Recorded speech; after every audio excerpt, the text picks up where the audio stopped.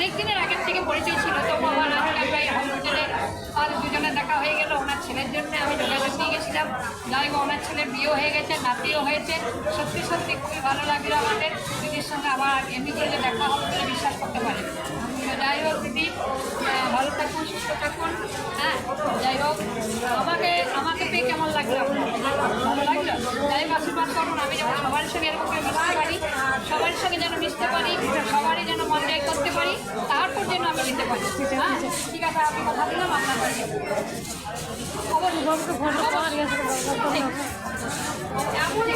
আপনার কোনো চিন্তা নয়, আমি ওই সকলকে আপনি বলেছি কোথাও আমি যাবো। ঠিক আছে, আসুন তাহলে। না না, আমি এই যে এদের সঙ্গে একটু দেখা করে আবার এই গাড়ি ধরবো, ওই যে আছে আমার বাড়ি। হ্যাঁ।